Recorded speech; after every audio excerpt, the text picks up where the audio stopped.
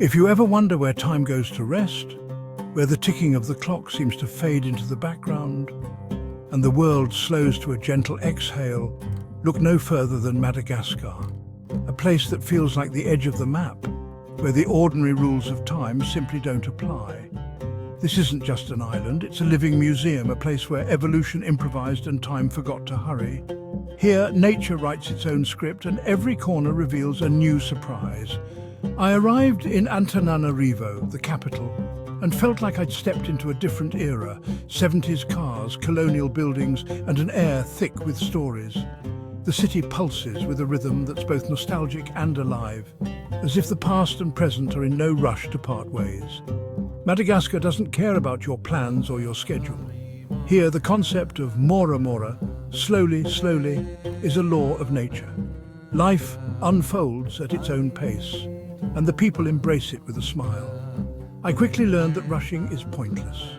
The island moves at its own pace, and you either surrender or go mad. Buses leave when they're ready, meals arrive when they arrive, and nobody seems to mind. So I put away my watch, took a deep breath, and let the confusion wash over me. It was strangely liberating to let go of control and simply exist in the moment. This is a land of upside-down trees, ancient giants that look like they've been planted by a playful hand, defying gravity and expectation. Animals with a sense of humor, from wide-eyed lemurs leaping through the trees to chameleons that change color as if in on a private joke, fill the forests with life and laughter. And time here? It's just a gentle suggestion, a background melody that never demands attention. The days stretch and blend, marked only by the sun and the slow drift of clouds. It's a place of baffling roads, questionable meals that surprise you with new flavors, and unexpected detours that become part of the adventure. And yet, there are moments of beauty that leave you speechless. Golden sunsets, dramatic coastlines, and vistas that make you forget the world outside. Welcome to Madagascar, the island that time decided to leave alone. Here you don't just visit, you surrender and let the island show you how to truly live. You can't talk about Madagascar without talking about lemurs. These remarkable creatures are the island's most iconic residents, and their presence is felt everywhere you go. There are over 100 kinds, from mouse-sized fluff balls that could fit in the palm of your hand, to creatures that look like a raccoon met a kangaroo and decided to start a new species just for fun. Lemurs are everywhere, and they run the show. Humans are just the support staff, lucky to be allowed into their world for a brief visit. Watching them is like seeing a silent movie directed by a mad genius. Ring-tailed lemurs strut with confidence, Indris sing haunting calls that echo through the forest, and the eye looks like a fever dream with its bat ears and skeletal finger, a creature so strange it feels like it wandered out of a myth.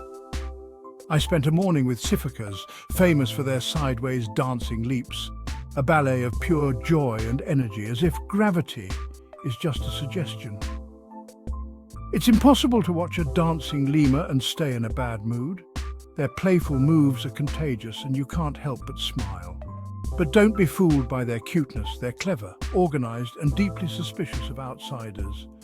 Every move is calculated, every glance full of meaning. I tried to offer one a banana and got a look that said, "Do not waste my time, tall primate."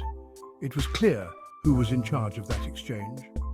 I'm convinced the lemurs hold secret councils at night, plotting the island's agenda and deciding what surprises tomorrow will bring. We just live in their world, and if we're lucky, we get to witness a bit of their magic. Madagascar has roads, at least that's what the maps claim. In reality, a road here is more of a suggestion, a rough direction for the brave and the well-suspended. National highways resemble off-road tracks, and every journey is an adventure of bumps, zebu carts, and rivers reclaiming the path. Our driver, Jean, navigated potholes the size of swimming pools and bridges that occasionally took naps in the river. No one seemed alarmed, it was just another day. The terrible roads force you to slow down and actually see the landscape, terraced rice paddies, red earth villages, and endless sky. Oddly, these roads protect Madagascar's wildness, keeping it raw and untamed. Our 4x4 became a trusty steed, groaning but always moving forward. We'd stop in villages, greeted by curious children and herds of zebu. Travel here is slow, bumpy and honest, a true reflection of Madagascar itself.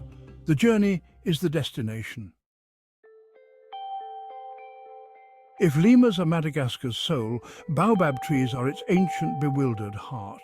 Legend says the devil planted them upside down, and looking at their swollen trunks and root-like branches, you might believe it. Seeing the avenue of the baobabs is surreal. These giants line the road like ancient sentinels, utterly out of proportion with everything else. Their smooth bark glows in the changing light, making you feel small and young. At sunset, the scene is bathed in gold. Children play, and zebu carts rumble by. These trees have witnessed generations, standing indifferent to the world's chaos. They're a comforting reminder of endurance and the strange forms life can take. Baobabs don't make sense, and that's what makes them magical. They're nature's eccentric masterpiece. To truly understand Madagascar, you must first understand rice. Here it's not just a food, but a way of life. Rice is breakfast, lunch and dinner, the sun around which all other food revolves. Every meal, every gathering, every celebration, rice is always at the center, connecting people to their land and traditions. The national dish, romazava, is a hearty meat and vegetable stew, always served with a mountain of steaming rice. The flavors are earthy and comforting, a true taste of Malagasy home cooking. Even breakfast is rice-based. Rice porridge, known as veri amin anana, often comes with a side of plain rice, making sure you start your day with plenty of energy. My culinary journey across Madagascar was undeniably starchy, but it was also surprisingly delicious, full of unexpected flavors and textures. Zebu steaks, grilled over hot charcoal and served with fiery green sake chili sauce, were lean, flavorful, and a highlight of every meal. Along the coast, the seafood was incredibly fresh and abundant. Grilled fish, prawns simmered in creamy coconut milk, and even octopus, all prepared simply but bursting with flavor. Eating in local hotelis, tiny, family-run eateries, was always an adventure. The food was basic but authentic, the atmosphere lively, and every meal felt like a window into Malagasy daily life. The fruit was pure paradise: mangoes, lychees, pineapples, bananas and more, each one bursting with sun-ripened sweetness and tropical flavor. French colonial influence lingers in the form of excellent bread and pastries. Finding a warm, flaky croissant or a fresh baguette in a dusty town was a small but unforgettable joy. While my diet was mostly rice, the rest was a delightful adventure: smoky grilled meats, fresh seafood and heavenly fruit, all shared around a communal table. Malagasy food is humble, hearty, and always full of surprises, reflecting the warmth and resilience of the people who make it. Every bite is a taste of the island's spirit, a blend of tradition, community, and the simple joy of sharing a meal together. In the West, we're obsessed with efficiency. In Madagascar, it's all about mora mora, slowly, slowly. Schedules are suggestions, and time is flexible. A bus leaves when it's full, not when the clock says so. I learned this waiting for a boat that was supposed to leave at dawn.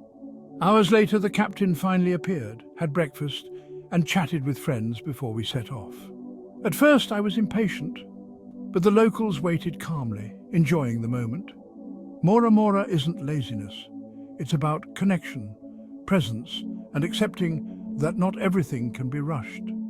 I stopped pacing, sat in the sand, and watched fishermen mend their nets. The world slowed down, and I realized some things are worth waiting for. When the boat finally left, it felt like the right time.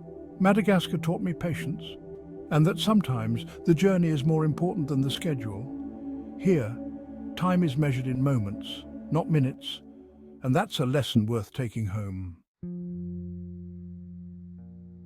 Some travel moments burn into your memory, not the grand sights, but quiet flashes of beauty.